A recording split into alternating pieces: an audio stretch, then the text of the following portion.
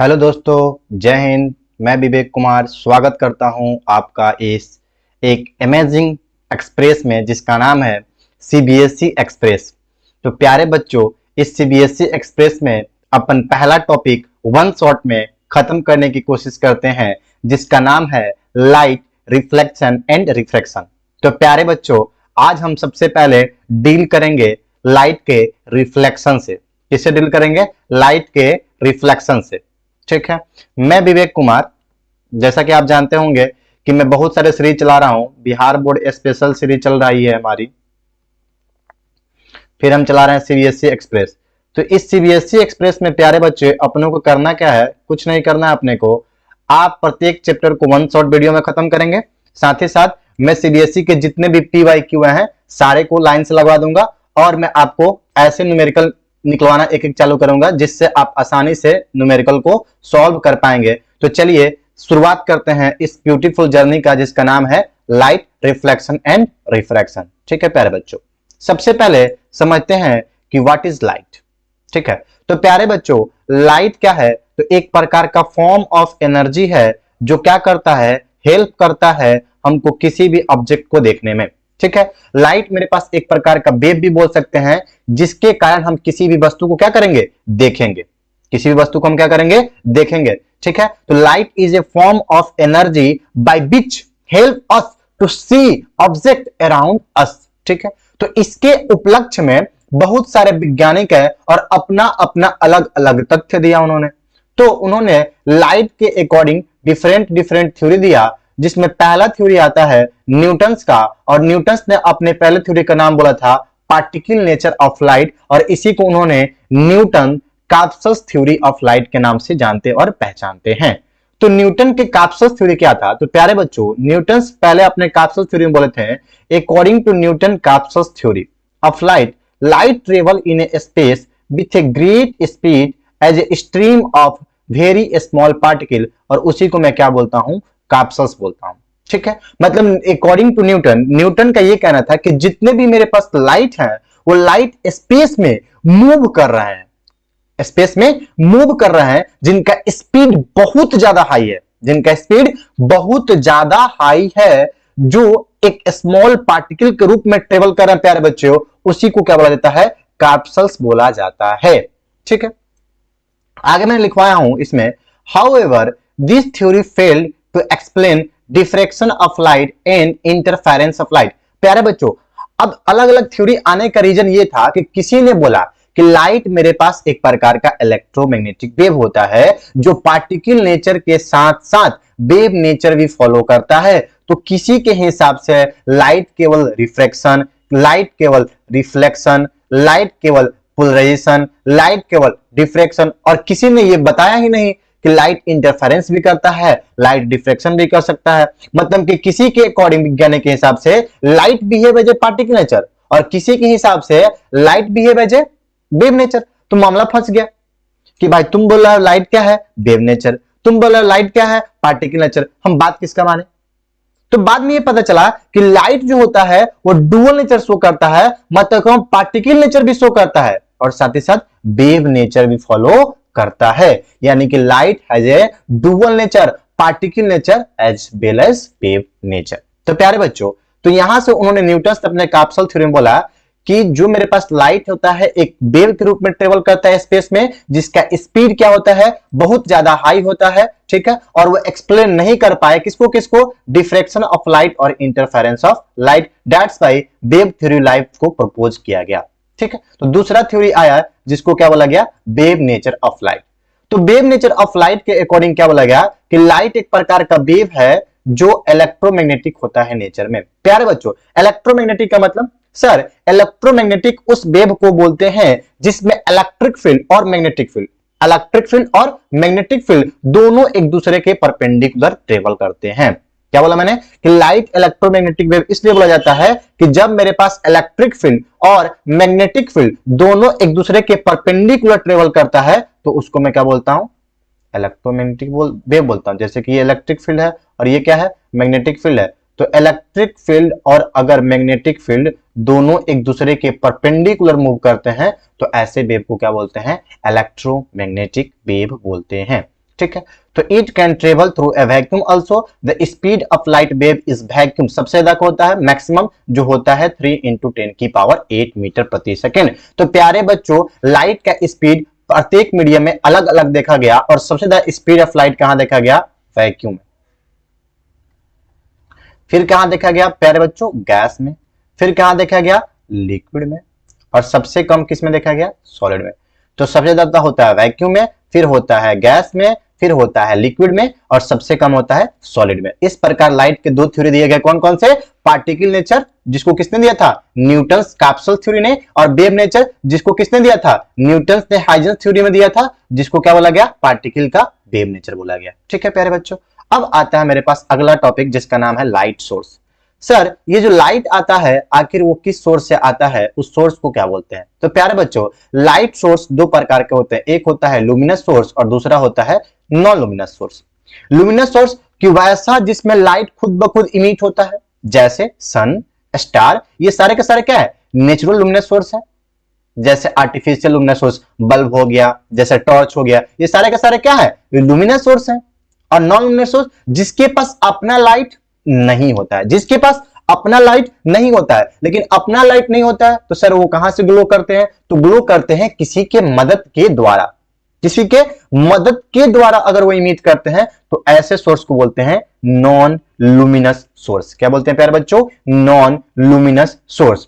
वैसे ऑब्जेक्ट जिसके पास अपना इमिट लाइट नहीं होता है लेकिन वो विजुअल होते हैं किसी दूसरे लुमिनस ऑब्जेक्ट के सहायता से, जब वो ऑब्जेक्ट पे फॉल करते हैं, जैसे कि मून का अपना लाइट नहीं होता है, जैसे प्लेनेट हो गया, वुड हो गया, चेयर हो गया, ये सारे के पास अपने लाइट नहीं होते हैं लेकिन किसी दूसरे के सहायता से ये चमकते हैं, तो इसको हम क्या बोलते हैं? नॉन लुमिनस बोलते हैं। ठीक है। अब मीडियम ऑफ प्रोपगेशन के अलावा भी लाइट को 3 मीडियम में कैटेगराइज किया गया, पहला ट्रांसपेरेंट, दूसरा ओपेक और तीसरा ट्रांसलूसेंट। ट्रांसपेरेंट मीडियम किसको बोला गया? कि वैसा मीडियम जिसमें लाइट आसानी से पार कर जाए, तो उसको क्या बोलेंगे? ट्रांसपेरेंट। ओपेक वैसा मीडियम जहां से लाइट पूरी तरह से पास नहीं कर पाएगा, ओपेक। और ट्रांसलूसेंट वैसा जहां से लाइट पास भी कर जाए और नहीं भी करे, ऐसे मीडियम को बोलते हैं ट्रांसलूसेंट। तो ये मीडियम हो गया मीडियम के प्रोपगेशन के हिसाब से प्यारे बच्चों। ठीक है। लाइट का कुछ अपना कैटेगरी होता है। पहला कि लाइट जो होता है वो ट्रेवल करेगा किसमें? स्ट्रेट लाइन में। तो कैसे पता चला कि लाइट ट्रेवल करेगा स्ट्रेट लाइन में? जब लाइट के पाथ में किसी पार्टिकल को रखा गया, किसी चीज को रखा गया, तो लाइट जो हो रहा था वो शैडो को कास्ट कर रहा था, तो यहां से ऑब्जर्व हुआ कि लाइट जो होता है मेरे पास वो स्ट्रेट लाइन में ट्रेवल करता है प्यारे बच्चों। दूसरा चीज कि लाइट जो होता है वो इलेक्ट्रोमैग्नेटिक वेव होता है। मैंने बता दिया आपको इलेक्ट्रोमैग्नेटिक वेव किसको बोलते हैं? कि वैसा वेव जिसमें इलेक्ट्रिक फील्ड, वैसा वेव जिसमें इलेक्ट्रिक फील्ड और मैग्नेटिक फील्ड दोनों एक दूसरे के परपेंडिकुलर होते हैं, ऐसे नेचर को इलेक्ट्रोमैग्नेटिक नेचर बोलते हैं। तीसरा सबसे इंपॉर्टेंट, लाइट जो वेव होता है वो ट्रांसवर्स इन नेचर होता है। सबसे इंपॉर्टेंट सर, ट्रांसवर्स का मतलब क्या होता है? तो ट्रांसवर्स का मतलब होता है कि उसमें लाइट का जो मीडियम का प्रोपगेशन होता है वो परपेंडिकुलर टू द सोर्स होता है प्यारे बच्चों। जैसे कि यहां से अगर लाइट चलेगा, ऐसे लाइट चल रहा है, ठीक है, तो लाइट का जो एक एक पॉइंट होगा ये क्या होगा? इस सोर्स के परपेंडिकुलर होगा, इसी को बोलते हैं ट्रांसवर्स इन नेचर। तो लाइट वेव क्या होता है? ट्रांसवर्स इन नेचर होता है और इसको किसी भी मटेरियल या किसी भी मीडियम की रिक्वायरमेंट नहीं होती है। दैट्स वाई लाइट जो होता है वो वैक्यूम में भी आसानी से ट्रेवल करता है। वैक्यूम मतलब आपको पता होना चाहिए किसी मीडियम की रिक्वायरमेंट नहीं होती है। दैट्स वाई मैं ये बोल सकता हूं कि लाइट क्या है? एक प्रकार का इलेक्ट्रोमैग्नेटिक वेव है। ठीक है प्यारे बच्चों, इसलिए लाइट का स्पीड वैक्यूम में कितना होता है? 3 × 10⁸ मीटर प्रति सेकेंड होती है। चलिए अगला पॉइंट। अगला पॉइंट ये है कि वेलोसिटी और वेवलेंथ लाइट का चेंज होती है जब वो एक मीडियम से दूसरे मीडियम में जाती है। जैसे कि अगर मेरा लाइट ट्रेवल करता है, जैसे कि मान लीजिए कि मेरे पास वाटर है प्यारे बच्चों, ये मेरे पास वाटर है और ये मान लीजिए मेरे पास सैंड है। अब गौर से समझिएगा, वाटर का मतलब यहां पे ये सोर्स हो गया लिक्विड का, और सैंड का मतलब हो गया ये सोर्स हो गया सॉलिड का। अब गौर से देखिए, मैंने क्या बताया? लाइट का सबसे ज्यादा स्पीड होता है वैक्यूम में, फिर क्या होता है? गैस में, फिर क्या होता है? लिक्विड में, और सबसे कम कहां होता है? सॉलिड में। तो प्यारे बच्चों अब जरा गौर से देखिए, स्पीड ऑफ लाइट वैक्यूम में सबसे ज्यादा, फिर कहां? गैस में, फिर कहां? लिक्विड में, फिर कहां? सॉलिड में। मतलब कि जहां पे मीडियम चेंज हो रहा है वहां पे लाइट की वेव की इंटेंसिटी भी बदल रही है। राइट, कि वैक्यूम में ज्यादा, गैस में ज्यादा, फिर लिक्विड में, फिर सॉलिड में। प्यारे बच्चों, तो अगर लाइट चलता है लिक्विड से सॉलिड, तो लिक्विड से सॉलिड चलेगा। अब देखिए मीडियम चेंज हो रहा है, लिक्विड से कहां जा रहा है प्यारे बच्चों, सॉलिड। अब मीडियम चेंज हो गया तो मीडियम का प्रोपगेशन भी चेंज होगा, वैक्यूम हो गया, गैस हो गया, लिक्विड हो गया, सॉलिड हो गया। अलग अलग मीडियम में वेवलेंथ और उसकी वेलोसिटी भी क्या होगी, अलग अलग होगी। और इसी फिनोमेना को आगे चल के अपन बोलते हैं रिफ्रैक्शन ऑफ लाइट। क्या बोलते हैं, रिफ्रैक्शन ऑफ लाइट। ठीक है, अगला पॉइंट, अगला पॉइंट ये है कि frequency of the light wave remains the same when it travel from the one medium to another medium. अब मीडियम के प्रोपगेशन बदलने से फ्रीक्वेंसी थोड़ी चेंज हो जाएगी, वेवलेंथ थोड़ी चेंज हो जाएगी। तो लाइट अगर एक मीडियम से दूसरे मीडियम में जाता है तो उसकी स्पीड चेंज हो जाती है। क्या चेंज होती है, स्पीड चेंज होती है, उसकी वेवलेंथ चेंज होती है, लेकिन फ्रीक्वेंसी पे कोई फर्क नहीं पड़ती है। ये लाइट की कुछ कैटेगरी है प्यारे बच्चों। तो ये लाइट के बारे में मैंने आपको डिस्कस किया, फिर अगले लेक्चर में अपन मिलेंगे। तो चलिए प्यारे बच्चों अगला टॉपिक देखते हैं जिसका नाम है रिफ्लेक्शन ऑफ लाइट। ठीक है, अब हम डील करेंगे कि रिफ्लेक्शन ऑफ लाइट क्या होता है। प्यारे बच्चों जरा समझिएगा, रिफ्लेक्शन ऑफ लाइट एक सिंपल सा टर्म है। सिंपल सा टर्म ये है कि लाइट जिस मीडियम से आता है, लाइट जिस मीडियम से आता है उसी मीडियम में टकरा कर पुनः वापस लौट जाता है, तो इस फिनोमिना को बोलेंगे reflection of light.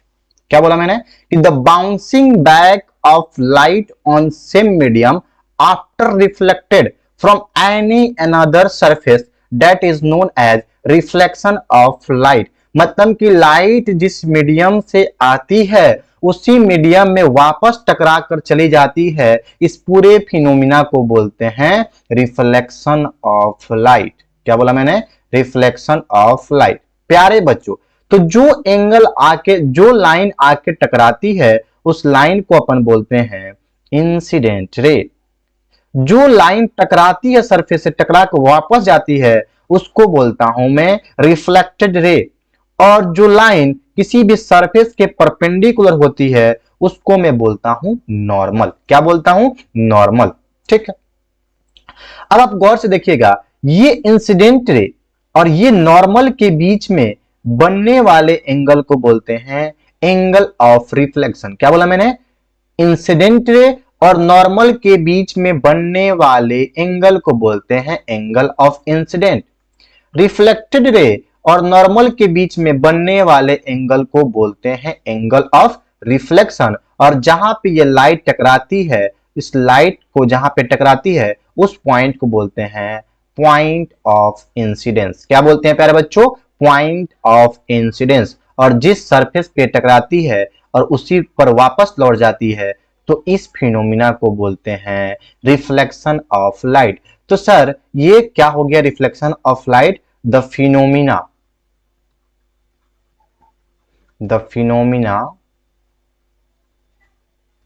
Of bouncing back of light in same medium is known as reflection of light। मतलब कि लाइट जिस मीडियम से आएगी उसी मीडियम में वापस अगर टकरा के चली जाती है तो इसको बोलते हैं रिफ्लेक्शन ऑफ लाइट। प्यारे बच्चों, इस रिफ्लेक्शन ऑफ लाइट ये सारे चीजों में वैलिड है। और इस रिफ्लेक्शन ऑफ लाइट दो प्रकार का होता है। पहला कि angle of incidence, that means मैंने आपको बताया था आई बराबर है किसके, एंगल ऑफ रिफ्लेक्शन के। एंगल ऑफ इंसिडेंस प्यारे बच्चों बराबर है एंगल ऑफ रिफ्लेक्शन के। और दूसरा incident ray normal and reflected ray lie in same plane, lie in same plane। मतलब कि जो मेरे पास इंसिडेंट रे था, जो मेरे पास नॉर्मल था, यहाँ पे देखिए जो मेरे पास इंसिडेंट रे था, जो मेरे पास रिफ्लेक्टेड रे था, और जो मेरे पास नॉर्मल था वो तीनों के तीनों एक ही प्लेन में लाई करेंगे। साथ ही साथ एंगल ऑफ इंसिडेंस बराबर होगा किसके, एंगल ऑफ रिफ्लेक्शन के। इसी को law of reflection of light बोलते हैं। ठीक है, एक इंपॉर्टेंट पॉइंट है कि अगर कोई लाइट किसी भी सरफेस, ये मेरे पास सरफेस हो गया प्यारे बच्चों, और यहां पे लाइट आकर अगर परपेंडिकुलर इस पे गिरती है तो जितना एंगल से आएगी उतना ही एंगल से वापस चली जाएगी। यानी कि मैं ये बोल सकता हूं कि angle i is equal to angle r, और इनके बीच में कितना एंगल बन रहा है, 0, क्योंकि एंगल तो कुछ बन नहीं रहा है। तो अगर कोई लाइट स्ट्राइक करती है नॉर्मली कहां पे, किसी भी सरफेस पे, तो वो रिट्रेस कर लेगी अपने पाथ को। इसी को बोलते हैं लॉ ऑफ रिफ्लेक्शन। ये आपसे सवाल भी पूछा जाता है कि अगर लाइट किसी भी सरफेस से आके टकराती है तो एंगल आई और एंगल आर के बीच में कितना एंगल बनेगा, तो डेट इज 0 डिग्री।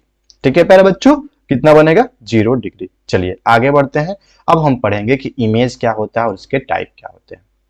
सबसे पहले इमेज क्या होता है, तो इमेज क्या होगा कि अगर कोई लाइट इंसिडेंट करेगा किसी भी सरफेस पे, ठीक है, अगर कोई लाइट किसी भी सरफेस पे इंसिडेंट करेगा तो वो लाइट मीट होगी या मीट आउट होते हुए प्रतीत होगी। तो जहां पे वो एक्चुअली मीट करेगी उसको बोलूंगा मैं रियल इमेज, और जहां पे एक्चुअली मीट नहीं करेगी लेकिन मीट करते हुए प्रतीत होगी उसको मैं बोलूंगा वर्चुअल इमेज। जैसे ये मेरे पास मान लीजिए कि एक सरफेस है प्यारे बच्चों,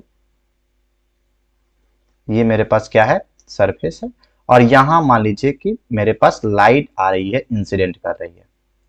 तो यहां से लाइट आई, तो लाइट यहां से आई तो एक्चुअली यहां से भी आई और एक लाइट यहां से भी आई। तो देखिए यहां से पैरेलली लाइट आई और पैरेलल लाइट आकर टकरा कर यहां पे एक जगह मीट आउट होते हुए दिख रही है। तो जहां पे ये मीट आउट होते हुए दिख रही है इसी पॉइंट को आगे चल के हम फोकस बोलेंगे।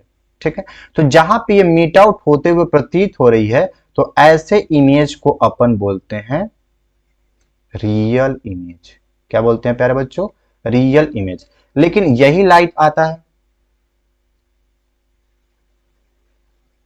ठीक है, यहां से लाइट आया तो मान लीजिए एक्चुअली ये मीट आउट होते हुए नहीं दिखे, मान लीजिए एक्चुअली ये मीट आउट करते हुए नहीं दिख रही है, यहां से रिफ्लेक्स बैक हो रही है, लेकिन हमको जो है ये मीट आउट होते हुए दिख रही है। यहां पे मीट आउट होते हुए एक्चुअली दिख रही है, यहां से लाइट आई और यहां से रिफ्लेक्ट बैक हो गई, यहां से लाइट आई यहां से रिफ्लेक्ट बैक हो गई, लेकिन अपने को यहां पे एक्चुअली मीट आउट होते हुए दिख रही है। तो जहां पे एक्चुअली मीट तो नहीं हो रही है लेकिन मीट आउट होते हुए प्रतीत हो रही है, तो ऐसे टाइप के इमेज को बोलते हैं प्यारे बच्चों वर्चुअल इमेज। क्या बोलते हैं, वर्चुअल इमेज।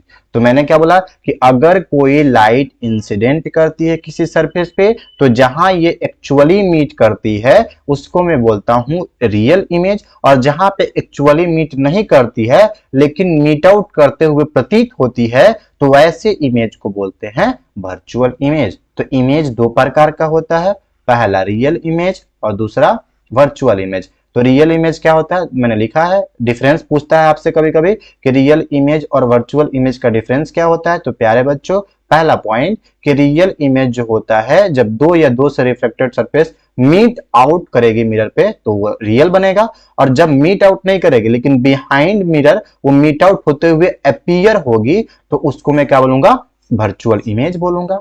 रियल इमेज को हम किसी भी स्क्रीन पर आसानी से उतार सकते हैं जबकि हम वर्चुअल को स्क्रीन पे उतार नहीं सकते हैं। ठीक है, रियल इमेज जो होता है वो इन्वर्टेड होता है, मतलब हमेशा उल्टा बनेगा ऑब्जेक्ट के रिस्पेक्ट में, जबकि वर्चुअल इमेज जो होगा हमेशा सीधा बनेगा किसी भी इमेज के ऑब्जेक्ट के रिस्पेक्ट में। ठीक है प्यारे बच्चों, अब आते हैं हम बात करते हैं प्लेन मिरर का। प्लेन मिरर क्या होता है, तो सबसे पहले प्लेन मिरर को मतलब समझते हैं। प्लेन मिरर का जो इमेज होता है, ये मेरे पास प्लेन मिरर है, तो प्लेन मिरर है, सरफेस पे लाइट आएगा और जाहिर सी बात है लाइट आएगा तो मीट आउट होगा, कहीं मीट आउट होगा। तो मीट आउट होने का इसका सिंपल सा फंडा है कि जितना दूरी पर ऑब्जेक्ट रहता है उतना ही दूरी पर इसका क्या बनता है प्यारे बच्चों, इमेज बन जाता है। तो प्लेन मिरर का सबसे खास बात है कि जितना दूरी पर ऑब्जेक्ट रहेगा मिरर से उतना ही दूर पे इसका इमेज बन जाता है। मतलब कि ये बोल सकता हूं कि distance of the object is equal to the distance of the image from the plane mirror.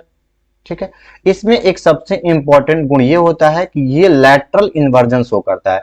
Lateral inversion का मतलब कि अगर मैं अपना दायां हाथ उठाऊंगा तो हमको मिरर में बायां प्रतीत होगा, और अगर मैं बायां हाथ उठाऊंगा तो हमको मिरर में दायां प्रतीत होगा। इसी फिनोमेना को बोलते हैं लैटरल इन्वर्जन। क्या बोलते हैं प्यारे बच्चों? Lateral inversion. तो प्लेन मिरर का सबसे खास बात, सबसे पहली बात यह होता है कि इमेज में प्लेन मिरर का जो बनता है वो कैसा बनता है? वर्चुअल। मैंने बता दिया कि जो इमेज वर्चुअल होता है वो पक्की के साथ कैसा होगा?